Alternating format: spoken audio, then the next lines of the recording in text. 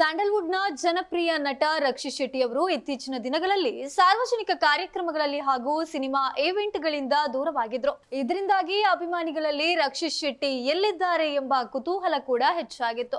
ಉಡುಪಿ ಜಿಲ್ಲೆಯ ಅಲೆಯೂರಿನ ಕಲ್ಯಾಣ ನಗರದಲ್ಲಿ ನಡೆದ ನೇಮೋತ್ಸವದಲ್ಲಿ ರಕ್ಷಿತ್ ಶೆಟ್ಟಿ ಅವರು ಭಾಗವಹಿಸಿದ್ದಾರೆ. ಈ ನೇಮೋತ್ಸವವನ್ನು ಅಲೆಯೂರು ದೊಡ್ಡಮನೆಯವರು ಸಂಪ್ರದಾಯದಂತೆ ನಡೆಸಿಕೊಂಡು ಬರ್ತಾ ಇದ್ದಾರೆ. ಅಲೆಯೂರು ದೊಡ್ಡಮನೆ ಕುಟುಂಬದ ಕುಡಿಯಾಗಿರುವ ರಕ್ಷಿತ್ ಶೆಟ್ಟಿ ಅವರಿಗೆ ಈ ನೇಮೋತ್ಸವಕ್ಕೆ ವಿಶೇಷ ಮಹತ್ವವಿದ್ದು, ಕುಟುಂಬದ ಪರಂಪರೆಯನ್ನು ಮುಂದುವರಿಸುವ ನಿಟ್ಟಿನಲ್ಲಿ ಅವರು ಕಾರ್ಯಕ್ರಮದಲ್ಲಿ ಹಾಜರಾಗಿದ್ದಾರೆ. ಇನ್ನು ಈ ಬಾರಿ ವೈದ್ಯನಾಥ ಬಬ್ಬುಸ್ವಾಮಿ ದೈವದ ನೇಮೋತ್ಸವದಲ್ಲಿ ರಕ್ಷಿತ್ ಶೆಟ್ಟಿ ಅವರು ಶ್ರದ್ಧಾಭಕ್ತಿಯಿಂದ ಪಾಲ್ಗೊಂಡರು. ಯಾವುದೇ ಸಂಭ್ರಮ ಅಥವಾ ಪ್ರದರ್ಶನವಿಲ್ಲದೆ ಸರಳವಾಗಿ ನೇಮೋತ್ಸವದಲ್ಲಿ ಕುಳಿತು ಪೂಜಾ ವಿಧಾನಗಳನ್ನು ಗಮನಿಸಿದ ರಕ್ಷಿತ್ ಶೆಟ್ಟಿ ಬಹಳ ಹೊತ್ತು ಕಾರ್ಯಕ್ರಮದಲ್ಲಿ ಸಮಯ ಕಳೆಯುವ ಮೂಲಕ ತಮ್ಮ ಸಂಪ್ರದಾಯದ ಮೇಲೆ ಇರುವ ಗೌರವವನ್ನು ತೋರಿಸಿದ್ರು.